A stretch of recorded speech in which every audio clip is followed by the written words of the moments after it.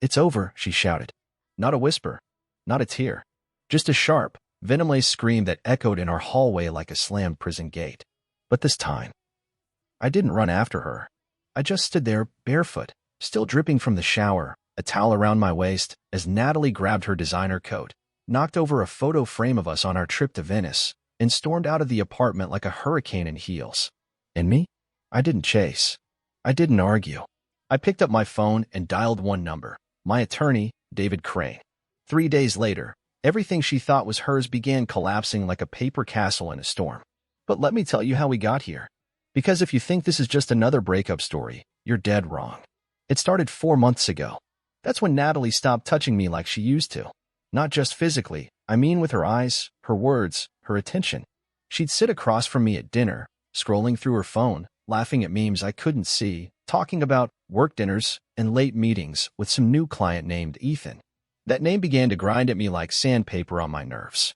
I used to ignore it, gaslight myself. She's tired. She's busy. She's just ambitious. Bull. I was living in a dream I didn't realize was already a nightmare. I remember the first time I really noticed something was off. She came home at 2:16 a.m. I looked at the clock as she fumbled with her keys, perfume clouding the hallway like she'd bathed in it.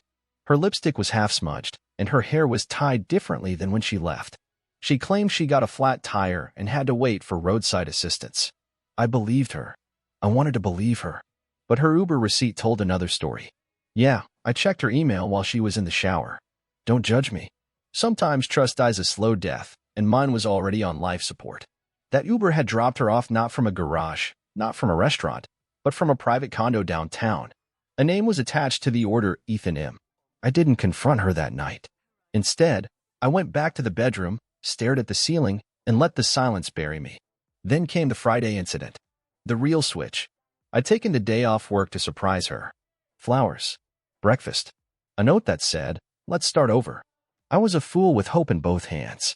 But she wasn't at the office. Her assistant, sweet girl named Amy, looked at me like she didn't know whether to lie or cry. "She left an hour ago. Said she was meeting you?" I smiled and nodded like a clown at a funeral. I already knew. I got in my car, heart pounding, and drove to the downtown condo address I'd memorized by now. Parked. Waited. And there it was. 12:47 p.m. A man walks out. Tall. Gym-built. Aviators. Then her. Laughing. Leaning into his chest like it was the safest place in the world. My world shattered quietly, without a sound. No dramatic music. No lightning. Just that hollow thump of my own heartbeat giving up. They didn't see me. I didn't let them. I let them drive off. Then I followed. They went to lunch. Sat across each other at some hip rooftop place, sipping cocktails, kissing over appetizers. I watched from my car. Took pictures. Every angle. Every lie she ever told now had evidence. That night, when she came home, I had dinner ready. Candles. Music. Just like old times. She looked confused. "What's this?" she asked. I smiled. "Celebration." "For what?" "For the last lie you'll ever tell me in this house."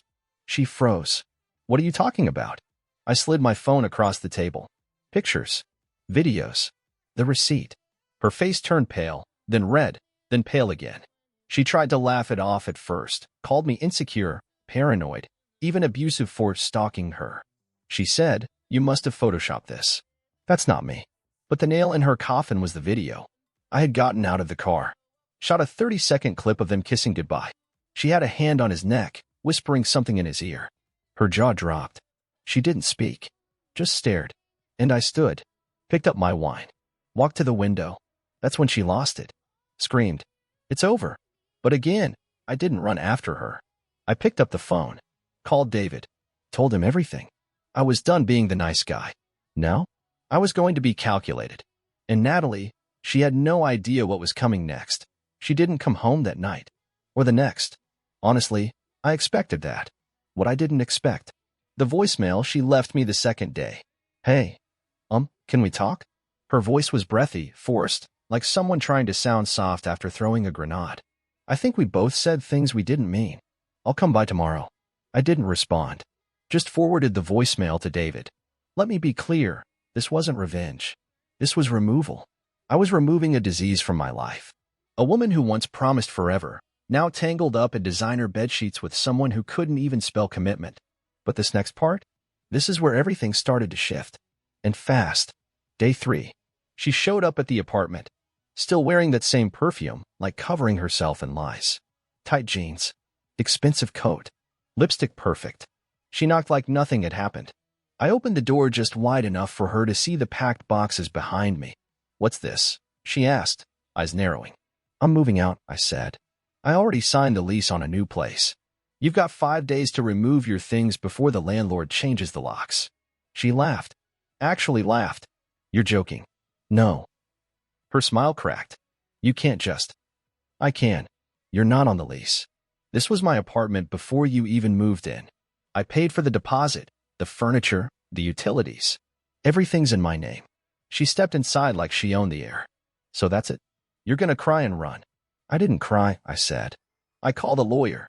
"Big difference." I watched her facade crumble inch by inch. "I made a mistake." "Okay," she hissed. "People mess up. You were always so boring. You never made me feel anything anymore. Ethan made me feel alive again." She said that with a smirk, like her betrayal was art and I should applaud it. "Did Ethan also feel alive when his wife found out?" I asked calmly. Her face dropped. "What?" "Oh yeah." I nodded. "Turns out he's married. 2 kids. I sent your little rooftop date to his wife." She was thrilled. She lunged toward me, eyes wide. "You did what?" "I made sure everyone got to see the real you." Her hands trembled. "You're ruining my life." I smiled. "No, Natalie. You did that all by yourself. I just sent the invitation." Then I handed her a folder. Divorce documents. Proof of infidelity. A list of every asset she wouldn't get. And a copy of the video, just in case she needed a reminder. "You can leave now," I said. "And please, do slam the door. It'd be the most honest thing you've done in months." She didn't move for a moment. Then she grabbed the folder, shoved it against my chest, and spat. "You'll regret this." I closed the door on her words. And you know what? That slam, it sounded like closure. The next morning, she started texting, calling, messaging mutual friends, saying I'd lost my mind, that I was emotionally abusive, even that I hacked her phone. Lies flew faster than bullets. But it didn't matter, because the truth had already been sent. To Ethan's wife, to her boss, to her parents. Her perfect little image? Smashed. Her boss, by the way, wasn't impressed. Apparently, company policy frowns on extramarital lunch meetings with clients at private condos, especially when those clients turn out to be married, and the scandal goes viral thanks to a forwarded video. She lost her job, and when she tried to move in with Ethan, he ghosted her, vanished, probably trying to salvage what was left of his own marriage. That night, 7 days after it's over, she was back at my door again. Same knock, but this time, she looked like the world had chewed her up and spit her out. Makeup smudged, hair tied sloppily, her pride nowhere in sight. "Please," she said. "Can we talk?" I didn't even let her in. "I already talked," I said. "With your parents, with your job, with Ethan's wife, and most importantly, with my lawyer." She stepped back like I'd slapped her. "You don't love me anymore?" I looked her dead in the eye. "Love? No. That died somewhere between your lies and his bed. What I feel now, it's called freedom." And then I closed the door. For good. I expected her to disappear after that last door slam. I thought she'd slink back into whatever mess she created with Ethan, or whoever came next. But Natalie wasn't the type to go down quietly. She was like a fire. You don't just walk away and expect it not to try and burn you again. 2 days later, I got an email. Subject: urgent. Please read. She wrote like she was the victim. She said she was sorry things turned out like this, that we both made mistakes, and even tried to throw in a quote about healing. As if my pain could be patched with an Instagram-worthy cliché. But here's the kicker: she asked for a second chance. Not out of love. Not out of guilt. Out of consequence. Her reputation? Gone. Her job? Terminated. Her so-called new life with Ethan? Reduced to a few unsent texts and a restraining order. Yeah, his wife didn't play games. Turns out she was the real alpha in that house. And Natalie? Now she was standing in the ashes. I didn't reply to her email. Instead, I printed it. Gave it to David. He laughed when he read it. "Give her enough rope, and she'll build her own noose," he said, sipping his coffee. That week was quiet, finally. For the first time in months, I could breathe. My new place was smaller but clean. Simple. Mine. No perfume on the pillows I didn't recognize. No fake phone calls. No whispered lies in the shower. I started sleeping better. Then came the package. A small box. No return address. Inside, the necklace I bought her on our 2-year anniversary. Gold chain. Diamond heart. She wore it every day, until she didn't. Wrapped around it was a note. I didn't deserve this. But you did. I'm sorry. And no apology in the world could rewind what she'd done. You don't rip someone's soul out, step on it, and send flowers later. But even so, I felt something. Not forgiveness. Not sadness. Pity. She was lost. Not because of me, but because of who she chose to become. Still, I didn't reach out. I stayed silent. That was my power now. But silence doesn't stop desperation. 2 weeks after that package, I ran into her. Not planned. I was at a grocery store, Sunday morning, grabbing coffee and eggs. She walked in wearing oversized sunglasses and a hoodie, like a celebrity hiding from shame. But our eyes met near the self-checkout line. She froze. I didn't. I scanned my things. Paid. And as I turned to leave, she stepped in front of me. "Mark," she whispered. I didn't say anything. "You look different." I nodded. "That's what happens when the poison leaves your system." She bit her lip. "Can we please talk?" "About what?" I asked. "How you lit a match and asked me to sit in the fire with you." Her hands trembled. "I made a mistake." "Correction. You made choices. Over and over. I didn't think you'd ever walk away." That hit harder than she probably meant it to. "That's the problem, Natalie," I said. "You thought I was too weak to save myself." She stepped closer. "Do you still think about me?" I stared at her for a long second, then leaned in, just enough for her to hear. "I think about the man I was, and how glad I am he's gone." And I walked away. She didn't follow. She never would again. But what I didn't know at the time was that she still had one more play left. And it was going to be the dirtiest one yet. Started with a phone call. Not from her, but from HR. I was sitting in my office, halfway through a spreadsheet, when I got summoned to the director's floor. No warning. Just a stiff, "Please come up now," from my manager's assistant. The kind of tone that made your stomach twist before you even stood up. I walked in. The room smelled of toner and tension. 2 people I barely recognized sat at the conference table. My manager was there too. And so was a printed stack of emails. Right on top, my name. I sat down slowly. "What's this about?" The woman across from me folded her hands. "Mark, we received a complaint. An anonymous submission accusing you of emotional abuse and workplace misconduct." I blinked. "Excuse me." She slid the paper across to me. "These are the details. Allegedly, you were in a relationship with a subordinate. That you manipulated her emotionally. That your behavior created a hostile work environment." My brain froze. Then it clicked. Natalie. This was her play. I shook my head, chuckling bitterly. I've never dated anyone from work. Ever. And I sure as hell haven't emotionally abused anyone. "We're required to investigate regardless," she said, her voice neutral like concrete. 2 days of hell followed. Interviews. Scrutiny. Colleagues walking on eggshells. My every message reviewed. HR combing through chat logs from a job I'd never once brought drama into. It would have been laughable if it weren't so destructive. I sat in my car one night, gripping the steering wheel, wondering how far she'd go. This wasn't about love anymore. It was war. She had nothing left to lose. Her career was gone. Her public image? Smeared. And like any cornered animal, she was lashing out, hoping I'd crack. But I didn't crack. Because I had something she didn't, the truth. And proof. David and I got to work. We built a timeline. Compiled messages. Proved every claim false. Even got a statement from Natalie's former coworker. Turns out, she'd tried this stunt before with an ex.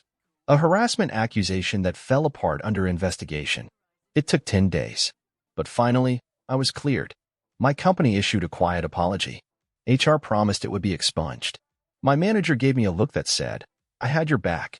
But the damage? The whispers? They linger. People don't forget scandal, even when it's fake. And Natalie? She tried to contact me again. This time through her sister. I got a voicemail. "Mark, she's not okay. She's talking crazy. Drinking too much. Says you ruined her life. Can you just talk to her?" I deleted the message. She ruined her own life. But a part of me still didn't understand it. Why do it? Why try to destroy the only man who once loved her without conditions?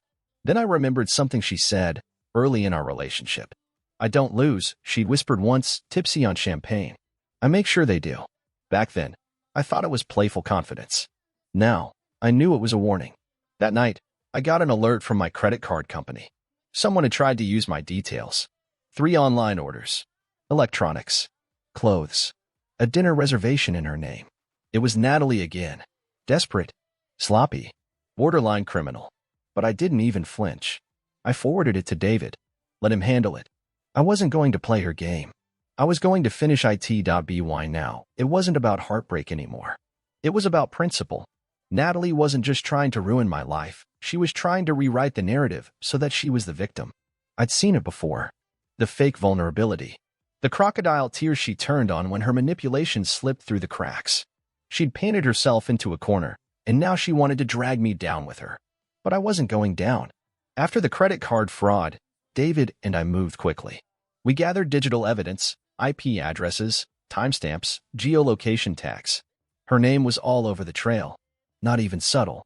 Almost like she wanted me to see it, or thought I was still the old Mark, the one who forgave, the one who gave chances. We filed a police report the next morning. David pushed for a formal charge. Theft and identity fraud, he said. Let's show her that some bridges, once burned, don't get rebuilt. But what hit her harder wasn't the legal slap. It was what followed. See, I wasn't the only one she'd wronged. When people fall, they rarely just drag one person down. Natalie had racked up enemies like trophies, co-workers she lied to, friends she used for favors, even her landlord, who hadn't seen rent in 3 months. And now? They all started talking. It was like a dam broke.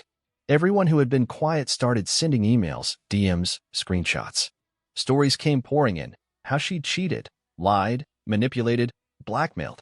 She was a walking scandal wrapped in red lipstick and fake tears. I compiled everything. Not out of spite, out of survival. I needed a record, a timeline, a clear defense, in case she tried something worse. But even with all that, nothing prepared me for what she did next. It was a Saturday. Rainy. I was at home watching the storm through my window when my phone buzzed. Unknown number. Normally, I let those go to voicemail, but something told me to pick up. Mark. The voice was soft. Shaky. It was her mother. Natalie's in the hospital, she said. Overdose. They're saying it wasn't accidental. For a moment, the world slowed. My chest went hollow. I didn't know what to say. Didn't even know how to feel. This was a woman who had tried to destroy me, and now she was lying in a hospital bed, possibly trying to destroy herself. I didn't rush there. I didn't drop everything and speed to the ER. I sat, staring at the wall, trying to figure out what part of me still cared, and what part didn't. 3 hours later, her mother texted, "She's stable. They pumped her stomach. She's asking to see you." I didn't go, but I wrote a letter. Not for her, but for myself. Natalie, I hope you live. Not because I care anymore, but because I believe people deserve the chance to face what they've done. You broke something in me. Not my pride. Not my bank account. Something deeper. And despite everything, I still wish you peace. But I won't be there for your redemption story. That chapter will have to be written without me. Goodbye. I sent the letter through her mother, then turned off my phone for the rest of the day. You'd think that would be the end. That maybe the drama had finally run its course. But with people like Natalie, the curtain never falls cleanly. And I should have known, she still had one last performance left. 3 weeks passed. Silence. No calls. No messages. No whispers from friends. Just nothing. For the first time in a long time, I thought maybe the storm had passed. I focused on rebuilding. I started going to the gym again, reading books I hadn't touched in years, even met a few new people, nothing serious, but enough to remind myself that life didn't end with her. I was lighter, sharper. I felt like I had survived a war most men don't even realize they're fighting. Then came the invitation. A white envelope. Hand-delivered. No name, just my address written in loopy cursive I recognized immediately. Inside was a card. Please join me for a private dinner. One night. One conversation. No games. In. Location. Some overpriced rooftop restaurant we once went to on our first anniversary. Time. 8 p.m. sharp. Date. That night. She hadn't changed. Even her attempts at closure came dressed in drama. I stared at that card for a long time. My gut said burn it. My lawyer would have said ignore it. But part of me, some primitive, unfinished part, wanted to hear what she had to say. Not because I missed her, but because I wanted to look the devil in the eye and say, you don't own a piece of me anymore. So I went. Not in a suit. Not in old memories. I wore jeans, a black button-up, and a look on my face that said, you have 5 minutes. She was already there. Alone. A bottle of wine half open. Her hair tied back. Minimal makeup. Not the Natalie I knew. This one looked stripped down, like life had peeled her back to the bones. She stood when I approached. I didn't hug her. Thanks for coming, she said. I sat. Didn't touch the glass of wine she offered. Say what you need to say. She didn't touch her food. Barely met my eyes. I tried to ruin you, she said flatly. I know. I wanted to hurt you, because you walked away. Because you didn't chase me. No one's ever done that to me before. I leaned back. That's because no one else saw through you. She flinched at that, then nodded. I deserve that. The wind picked up. She looked colder than usual physically and emotionally. I don't expect forgiveness, she said. I just wanted to tell you. I'm done. With the games. With the lies. I've been seeing someone. A therapist. I didn't ask for proof. Didn't care. I was broken long before you met me, she continued. And instead of fixing it, I used people. I destroyed good men. You were just the last one who refused to stay broken. There was silence. Finally, she looked me dead in the eyes. Do you hate me? I thought about that. No, I said. Surprise flickered across her face. I don't hate you, I continued. But I don't trust you. I don't admire you. And I sure as hell don't miss you. You're just a chapter I've already finished reading. A lesson I'll never need to learn again. Tears welled in her eyes, but I didn't flinch. You're not coming back from this, I added. Not with me. Not in any future where I'm standing beside you. That bridge? It's not burned. It's gone. Dusted. Washed away. She nodded. For once, no drama. No screaming. Just a quiet, broken woman staring at the life she'd wrecked. I stood to leave. Goodbye, Natalie. She didn't say anything. Just watched me walk away, this time forever. But little did I know, she had one more betrayal left in her. Not emotional. Not financial. This time, she was coming for my reputation point 2 weeks. That's how long it took. 2 weeks of peace before the next hit came. This time, it wasn't personal. It was public. It started with a post. A fake account on social media, a username no one recognized, but the photos were real. Screenshots of me. Snippets of messages. Clips taken wildly out of context. The captions were loaded with venom. This man emotionally manipulated me. He used silence as punishment. Narcissist in a suit. The post gained traction fast. A few fake comments flooded in. So sorry you went through that. Typical gaslighting abuser. He looks like the type. It was calculated, crafted, and disgusting. I didn't need a detective to tell me who was behind it. Natalie. She couldn't break me in court. Couldn't ruin me financially. So now she was trying to poison the air I breathed. My name. My image. She was dragging it through the mud, hoping something would stick. I called David. He didn't even flinch. We've been expecting this, he said. Let's end it. We launched a formal investigation. Subpoenaed IP data. Worked with the platform to trace the account. And like always, she was careless. The email used to set up the account? One she'd used in college. Buried, but not gone. The same recovery email she'd attached to her old blog. Digital fingerprints everywhere. It took 5 days to have the page removed. But the damage? It had already spread. Coworkers had seen it. My manager's manager had seen it. Even my mom called me, her voice shaky, asking if everything was okay. I was tired. Tired of defending myself against lies I didn't create. Tired of cleaning up messes I didn't make. But I wasn't defeated. David and I filed a cease and desist. And this time, we included every shred of evidence. The messages, the IP data, the false claims, the prior harassment attempt. The goal? Take it all to court, civil and criminal. But then something unexpected happened. Her lawyer called. Natalie wanted to settle. Out of court. Quietly. No more posts. No more threats. She'd sign a statement retracting everything if we dropped the defamation case. I almost said no. Almost let her burn in the very fire she'd set. But I thought of something her sister once told me long before all of this. Natalie thrives on chaos. The only way to beat her is to leave her in silence. So I agreed, but on my terms. She would sign a notarized affidavit stating that every accusation made against me online was false. She would delete any copies, emails, backups. She would pay my legal fees. And if she ever contacted me or my employer again, we'd take her to court, And this time, for everything. 3 days later, the document was signed. And just like that, silence. No messages. No drama. No new attacks. Just the sound of a life finally cutting its last tie. But even with the battle over, I couldn't shake the scars. Every time my phone buzzed, I flinched. Every time a woman laughed too sweetly at a bar, I wondered, what's behind that smile? This wasn't just heartbreak. This was war trauma, with no medals, no victory parade, just ashes and clarity. And yet, somehow, I felt free. Because I had survived something most men never talk about. A relationship that didn't just betray me, it tried to erase me. But I'm still here. And she's just a memory. A cautionary tale wrapped in red flags.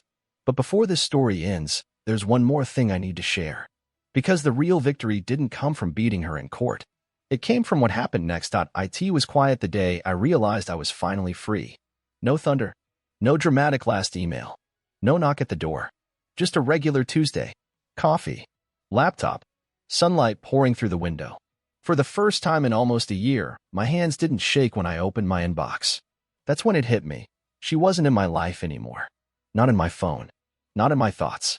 Not in the air I breathed. She had finally become what she always should have been, a ghost. But here's the twist. Freedom isn't loud. It doesn't scream or post online.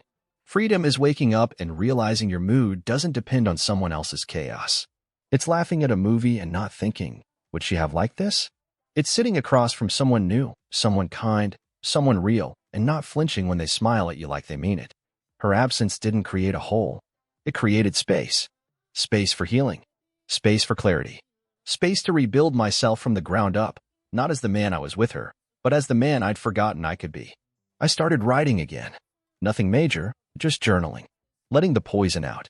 Sometimes, I'd reread old entries and barely recognize the person who wrote them. That version of me bent, confused, begging for crumbs, he was gone. And in his place? A man who learned the hardest way possible that love, without respect, is just self-destruction on a slow drip. Let me tell you what I learned, because if you're reading this, chances are you've been close to someone like her. Maybe too close. Lesson 1.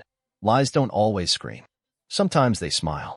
The most dangerous people aren't the ones who hit you. They're the ones who know exactly where your weak spot is and press on it just enough to make you believe it's your fault. Lesson 2. Closure is a myth. You don't get a clean ending with people like her. You get fragments. Apologies dipped in manipulation. Final conversations filled with hooks and bait. Don't wait for closure. Be your own full stop. Lesson 3. You owe them nothing. Not your silence. Not your forgiveness. Not your explanations. They lost access to your kindness the moment they weaponized it. But the biggest lesson?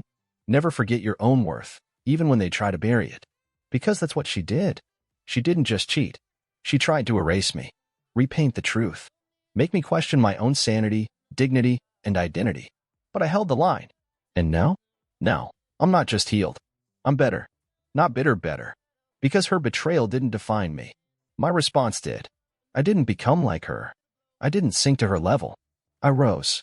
And if she ever reads this, if somehow these words make it back to her, I hope she understands one thing. I'm not angry anymore. I don't hate her. I pity her. Because I walked away from the wreckage and built something new. And she's still staring at the ruins, waiting for someone else to blame. So here's to surviving what tried to break you. To choosing peace over war. To rebuilding with bricks they threw at you. And most of all, to never, ever, running after someone who was happy to watch you burn.